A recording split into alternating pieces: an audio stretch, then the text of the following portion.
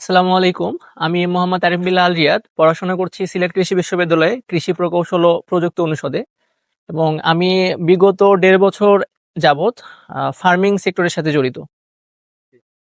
তো ফার্মিং সেক্টরে আসার পরে আমি ১ম এই যে প্রবলেমটা ফেস করছি সেটা হচ্ছে সুস্থ গরু নির্বাচন।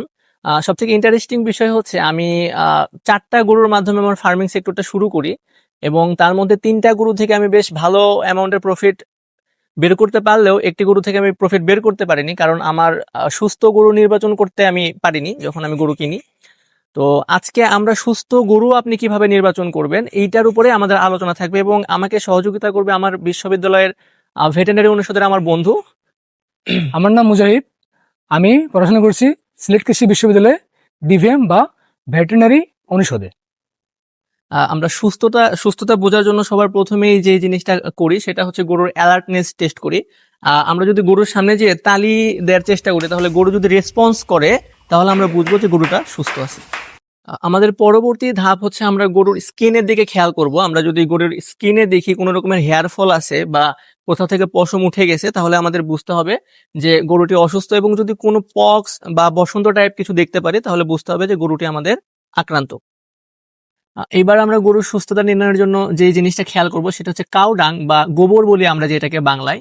গোবর যদি পড়ার পরে সামান্য পরিমাণে ছিটিয়ে যায় তাহলে বুঝতে হবে গরুটি সুস্থ আছে, এবং এই শেপটা হবে আমাদের ছোট কেক শেপ হবে। আর গোবরে যদি লিকুইডের পরিমাণ অতিরিক্ত থাকে বা বেশি নরম হয় অথবা বেশি শক্ত হয় তাহলে বুঝতে হবে আমাদের গরুটি অসুস্থ। আমরা পরবর্তীতে গরুকে খাবার দেওয়ার পরে সে কিভাবে খাবার গ্রহণ করছে সেটা দেখে আমরা বুঝতে পারবো গরুটা কি সুস্থ কিনা। তো আমরা খাবার দেওয়ার পরে যদি দেখি তার মুখ থেকে অতিরিক্ত পরিমাণ লালা বের হচ্ছে প্রয়োজনের তুলনায় তাহলে বুঝতে হবে গরুটি র্যাবিস ভাইরাস দ্বারা আক্রান্ত। আমরা গরুর ইউরিন বা মূত্র দেখে সিদ্ধান্ত নিতে পারি গরুটা সুস্থ কিনা।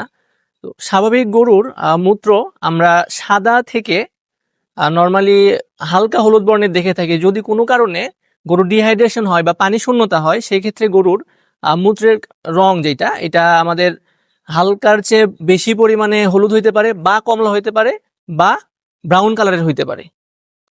আমাদের পরবর্তী ধাপ হচ্ছে আমরা গরুর চোখ দেখে বোঝার চেষ্টা করব।